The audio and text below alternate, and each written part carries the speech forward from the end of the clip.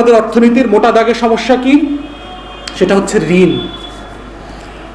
সরকার ঋণ নিয়ে দেখবেন প্রচুর নাটক করে, মিথ্যা কথা বলে, দেখবেন যে ভাগ করে বলে এই আভ্যন্তরীণ ঋণ, এই বিদেশি ঋণ, এই স্বল্পমেয়াদী ঋণ, দীর্ঘমেয়াদী ঋণ, এই রকম নাটক করে করে সংখ্যাগুলো বলে বলে প্রকৃত চিত্রটা আমাদের সামনে ফুটে ওঠে না যে রাষ্ট্র হিসাবে আমার কত টাকা ঋণ আছে। আমাদের ছোট্ট গবেষণাতে যেটা দেখেছি যে অর্থনীতিবিদরা অলরেডি বলেছে যে আমাদের বিদেশি ঋণ আছে $100 বিলিয়ন উপরে। $100 বিলিয়ন মানেটা কি?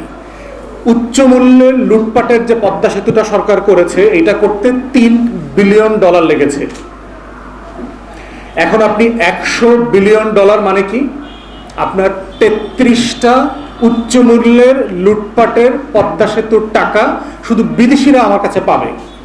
কে কে পাবে? IMF পাবে, ওয়ার্ল্ড ব্যাংক পাবে, চায়না পাবে, ভারত পাবে, ADB পাবে, IDB পাবে, জাইকা পাবে, সাউথ কোরিয়া পাবে, এইরকম প্রচুর দেশ আমার কাছে এই টাকাগুলো পাবে। এবং এই টাকাটা কার টাকা? এই লোনটা কার নামে দিল? এই লোনটা কিন্তু আমার আপনার নামে নিয়েছে, এই গরিব মানুষগুলোর নামে কিন্তু এই ঋণটা নিয়েছে। আর আভ্যন্তরীণ ঋণ, সেটার সংখ্যা হচ্ছে প্রায় $180 বিলিয়ন।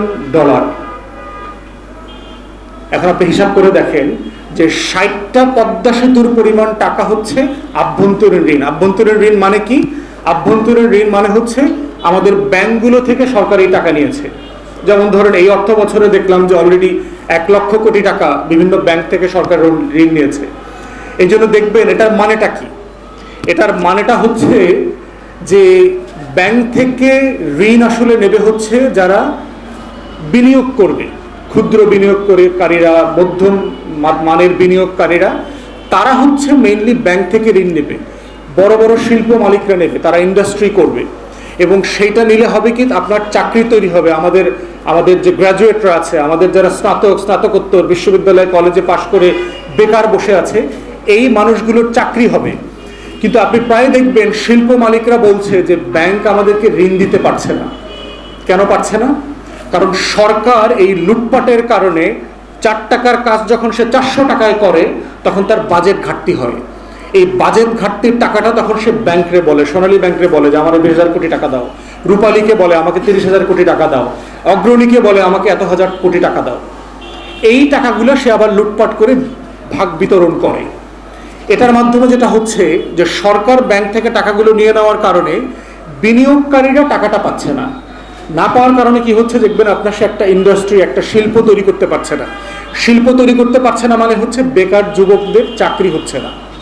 এই জন্য দেখবেন বেকারত্ব আমাদের ইতিহাসে সবচেয়ে বেশি। এখন প্রাইভেট সেক্টরে জব সবচেয়ে কম, প্রাইভেট সেক্টরে জবের বেতন সবচেয়ে কম এই সময়টাতে। এটার মানে হচ্ছে ঋণ।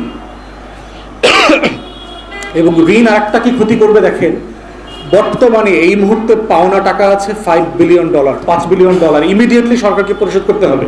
সরকার দিতে পারছে না, টাকা নাই।